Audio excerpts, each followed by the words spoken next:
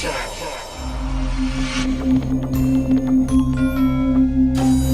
isang click o spin, gamit ang ilang online gaming application, pwede ka raw manalo ng daang libo hanggang milyong pisong premyo. Ano yung pinakamalaking panalo?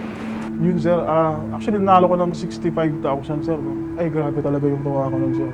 Una, nanalo ko ng 5,000, 10,000, ganun 20,000, maging 100,000. 1,000 lang. Tapos eventually, nananalo ako 50,000, 100,000. Kaya naman ang ilan, nakita raw itong oportunidad para magkapera. Pero sa kagustuhang makakuha ng jackpot, nalulung ang ilan at nabog pa sa utang. Ito po yung binabayaran ko sa araw-araw sa Bombay na inutang ko dahil lang sa pagkalulong ko sa sugal. Siguro umabot ko ng 100,000 plus ngayon. Kasi bawat Bombay, inutang ko 20. Yung panghapon ko, inutang ko doon 50K, 50,000. Yung pinakamalaki. Mahirap yun, sir. Araw-araw po. Maabot ng binabayaran ko 3,000 sa araw. Parang doon na pupunta lahat, ma'am, araw-araw. Pag pa yun, ma'am, bubunin ko yun 1 buwan, 2 buwan. Gano'n ba kalaki utang mo? More or less 500K sir. Ang laki. Ang mindset ko kapag nagsusugal ako, sige, palununin mo ako ng parang 200,000, 500,000. Titigil na ako, babayaran ko lang lahat ito. Nito lang August 19, si dalakay ng Philippine National Police Criminal Investigation and Detection Group o PNP-CIDG ang isang illegal gaming hub sa Makati City. Dito ka. Doon. Tumambad sa mga otoridad ang mahigit 80 computers, monitors at mga SIM card na ginagamit umano sa illegal na operasyon. Paano mapipigilan ang lumalalang problema ng online gambling sa bansa? Panahon na ba para tuluyang ipatigil ito?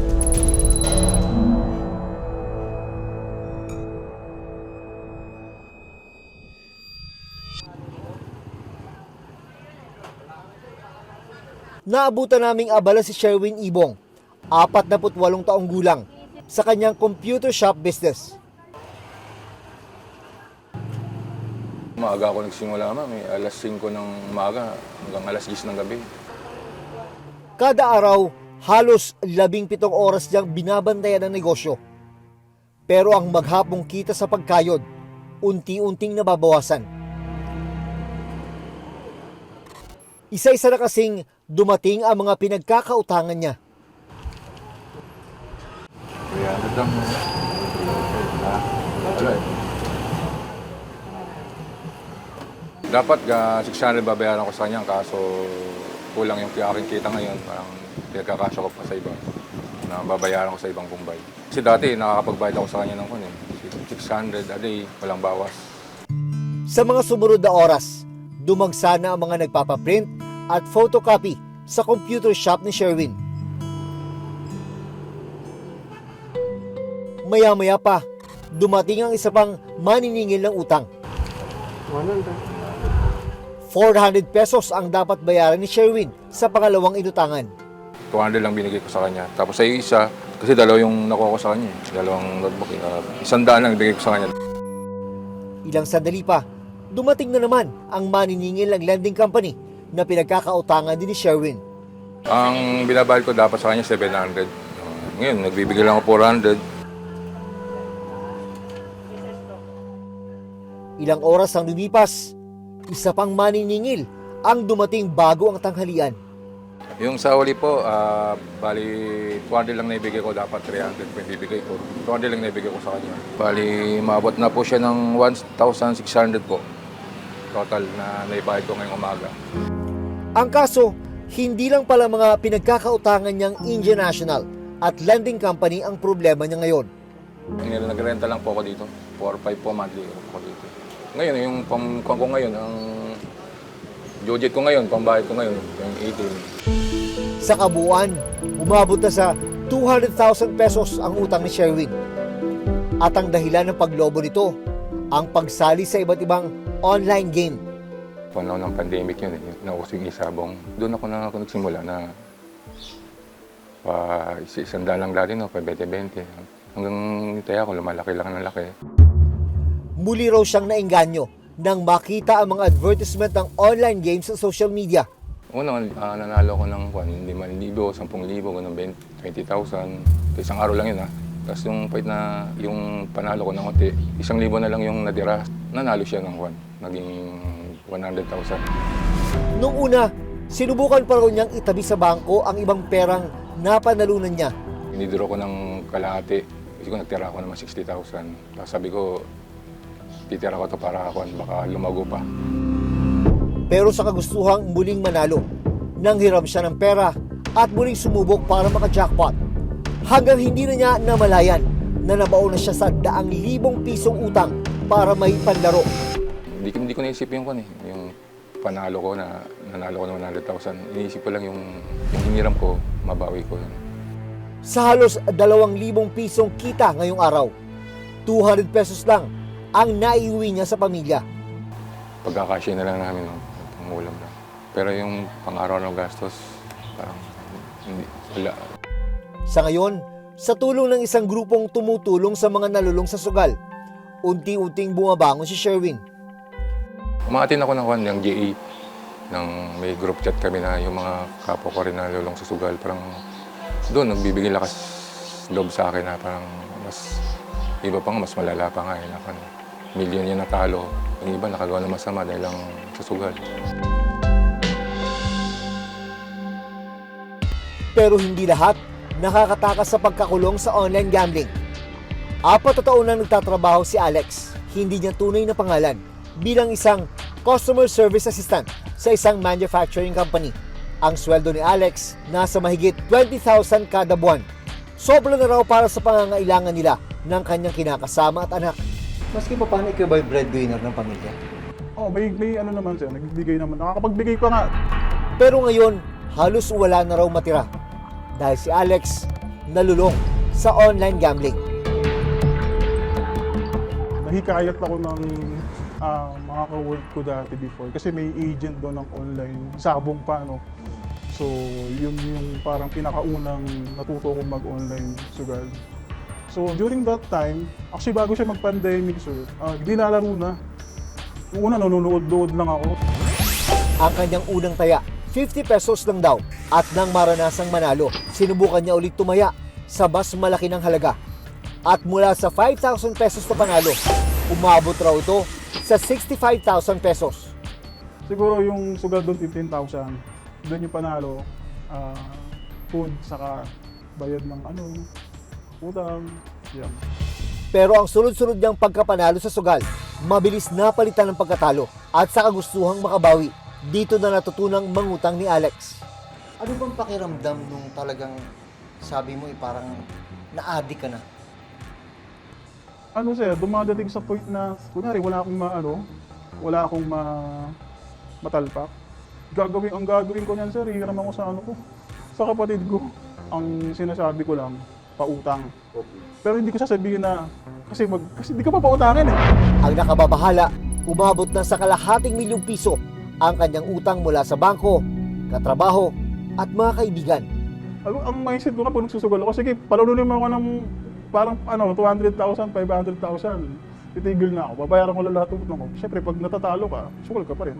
Para mabayaran ang malaking utang, kailangan niyang magdoble kayod.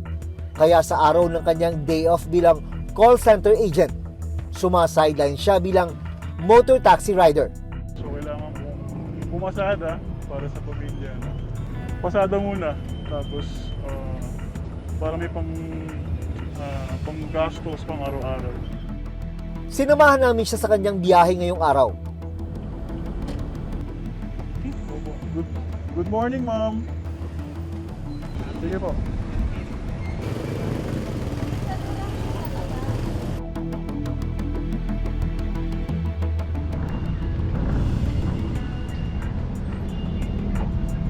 Habang naghihintay ng magbubook na pasahero sa kanya, hindi mapigilang buksan ni Alex ang website kung saan siya naglalaro ng online sugal.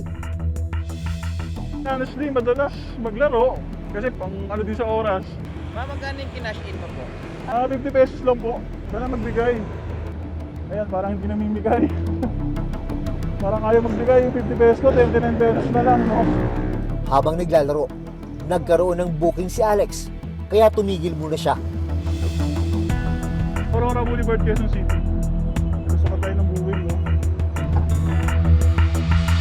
Pero kapansin-pansin na sa tuwing mababakante si Alex, nagsusugal ulit siya. So ganun lang yung parang daily routine. Pag walang pasahero, ganito muna. Pero yun nga, di pa rin maiwasan. Alas 4 ng hapon, nagdesisyon si Alex na umuwi na. Ang maiuwi niyang pera sa araw na ito, 370 pesos. Yung 50 na pang top up natin, so 420 minus 50. Kung kita mo na sana, uwi mo na sana sa pamilya, kaya lang masusugal pa. Sa datos ng Philippine Amusement and Gaming Corporation o PAGCOR, mahigit 32 milyon ang mga Pilipinong naglalaro sa online gambling. Nito lang August 14, 2025, ipinag-utos ng Bangko Sentral ng Pilipinas o BSP na i-unlink o tanggalin ang mga online games sa loob ng mga e-wallet. We order BSP supervised institutions to take down and remove all icons and links redirecting to online gambling. Libo-libong mga pamilya ang sinisira na ng online sugal. Pero para kay Karen, hindi niya tunay na pangalan at aminadong lulong sa online gambling. Hindi raw sapat ang pag-unlink lang ng mga online games sa mga e-wallet dahil sa mismong website ng mga online game. Pwede ring i-link ang e-wallet para makapaglaro.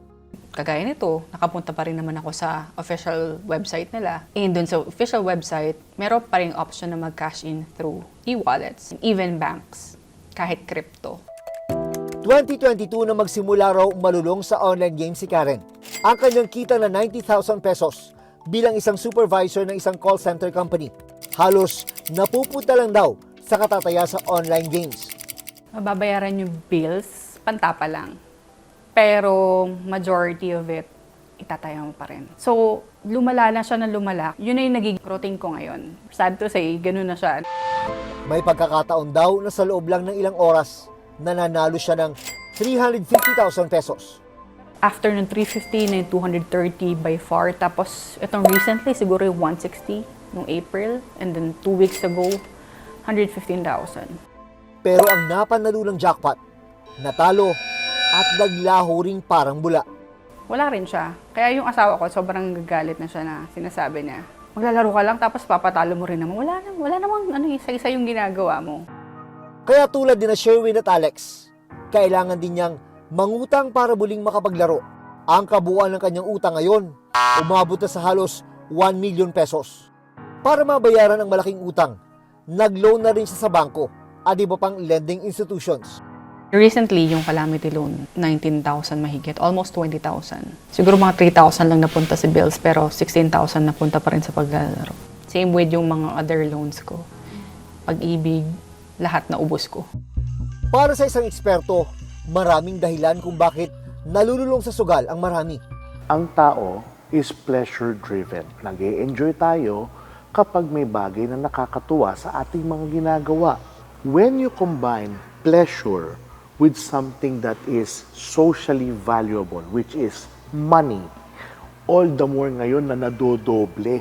Kumbaga, lalong tumataas yung inherent need to have it. Sa bansa natin, maraming tao ang mahirap. So therefore, nakikita nila ang sugal sa isang paraan ng mabilis na pag-asenso at pag-accumulate ng pera. Sabi ng PAGCOR, mula March 2024, itinigil na nila ang pagtanggap at pagbibigay ng lisensya para sa mga nag-a-apply na gustong mag-operate ng online gambling. Meron pong moratorium, hindi po tayo naglilisensya sa pangkasalukuyan. 72 ang something like that, ang pangkasalukuyan licensees. Pero sa kabila ng paghihigpit, nagsulputan ng mga iligal na operasyon ng online gambling sa bansa. Sa datos pa rin ng PAGCOR, nasa halos 12,000 ang mga illegal online gambling sites sa bansa. Pero 3,000 dito ang aktibo at nag-ooperate pa rin kahit walang lisensya mula sa PAGCOR. Bagay na inamin din ng PAGCOR. Habang sinasara itong mga to, nakapagbubukas muli sa ibang pangalan o sa mga karagdagan lamang. Dito ka. Doon. Nito lang August 19, sinalakay ng Philippine National Police Criminal Investigation and Detection Group o PNP-CIDG ang isang illegal gaming hub sa Makati City. Tumambad sa mga otoridad ang mahigit 80 computers, monitors at mga SIM card na ginagamit umano sa illegal na operasyon. 7 ang arestado, kabilang ang 5 foreign nationals at 2 Pilipino na nagpapatakbo umano ng gaming hub. Lumalabas sa investigasyon na ang modus ng kumpanya ay iligal na pasugalan at nakita rin natin ang mga pandarayang kanilang ginagawa na ang mga tao na tumataya ay siguradong talo. Nailigtas naman na mahigit 40 recruit na empleyado na pinangakuang maging information technology at customer relations officer. May possible trafficking in persons na anggulo itong kaso na ito. Sinampahan na ang mga arestado ng illegal gambling, kaugnay ng Cybercrime Prevention Act at Access Device Act. Sa isinagawang public hearing ng Kamara tungkol sa proposed 2026 budget ng PAGCOR nito lang August 20, sinabi ng PAGCOR na mahigit 112 billion pesos ang kinita nila noong 2024. 55 billion pesos dito ay nagmula sa online gambling. In 2024 pa lang po yun. Ang nakikita ko pong... At ngayon pong 2025, tinitingnan ko po another growth of mga 20 to 25%. Dagdag pa ng PAGCOR, hindi pa man natatapos ang 2025, umabot na ng mahigit 116 billion pesos ang kabuuang kita ng ahensya. Lumaki po ang kita na nagmumula sa online gaming. 60% na po ng kabuuang kita ng PAGCOR ay nagmumula na po sa online gaming. Yung pong 38% ay nagmumula naman po sa land-based casino operation. Noong 2024, nag-remit ang PAGCOR ng halos 13 billion pesos sa National Treasury. Halos triple ng 4.6 billion pesos na naibigay nila noong 2023. Ayon sa PAGCOR, malaking tulong ang kontribusyong ito para palakasin ang kakayahan ng pamahalaan na pondohan ng mahahalagang programa gaya ng infrastruktura, kalusugan, edukasyon at social services. Ang amin po'y dapat na lang siguro'y higpitan pa natin ang regulasyon nang sa ganon ay mabalanse natin ang pagpasok ng pera sa gobyerno at mabigyan ng pansin ang sinasabing nagkakaproblema sa addiction sa gambling. Kakailanganin natin ng epektibong polisiya regarding this. It could be in the form of a legislative act. It could be in the form of a policy, a Republic Act for that matter. And right now, kasi kailangan natin talaga ng added revenue sources pwede ring mag-link sa mga bangko. Nakapanayam ng Reporter's Notebook si Senator Win Gatchalian, isa sa mga nagsusulong ng mas mahigpit na regulasyon sa online gambling bilang tugon sa lumalalang epekto nito sa mamamayan. Sa ilalim ng isinusulong ng panukalang batas o ang Act Regulating Online Gambling in the Philippines, itataas sa 21 ang minimum age para makapaglaro ng online games. Tataasan din daw ang minimum cash requirement sa mga online gambling account para maiwasan ang mas madalas na pagtaya. Sa aming proposal, 10,000 ni minimum. So, ibig sabihin kung wala kang 10,000, di ka pwedeng tumaya. At ang top-up mo is another 20,000. Siguraduhin natin na yung may kaya lang ang pwedeng tumaya, hindi yung mga kung sino-sino lang. Napakadali para sa mga ordinaryong mamayan natin. Ipagbabawal na rin ang paggamit ng online banks at e-wallets para sa mga transaksyon sa pagsusugal. Susunod. Para po sa mga kapwa ko po na gambler, meron pong center. Meron pong mga tao na willing tumulong.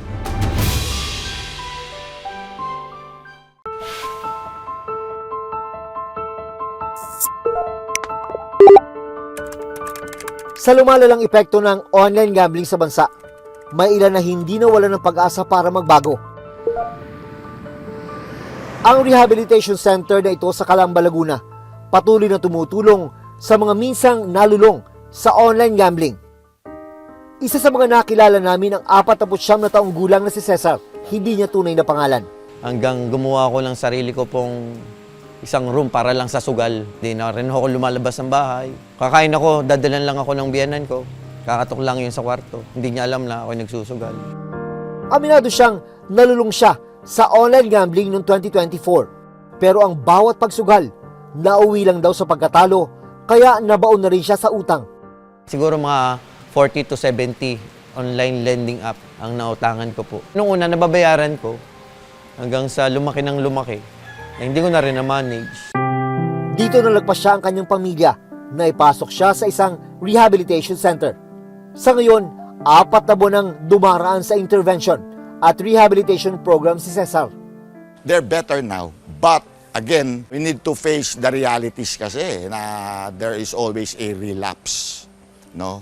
Lalo na yan, gambling yan, walang substance yan. Yun yung nakakatakot sa kanila. But of course, it is a process. Dito kami, we will always guide them. Para po sa mga kapwa ko po na gambler, alam ko po mahirap iwasan. Meron pong center. Meron pong mga tao na willing tumulong kung sakali at kayo po ay nalululong sa sugal.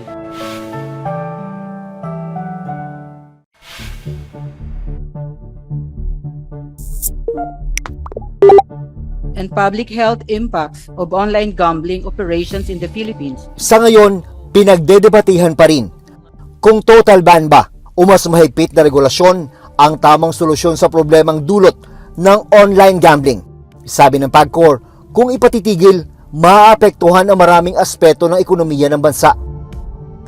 Ang tanong, paano naman ang ilang buhay na nasisira dahil sa pagkakalulong sa sugal? Sa huli, walang dapat isipin kundi ang kapakanan ng mas nakararami.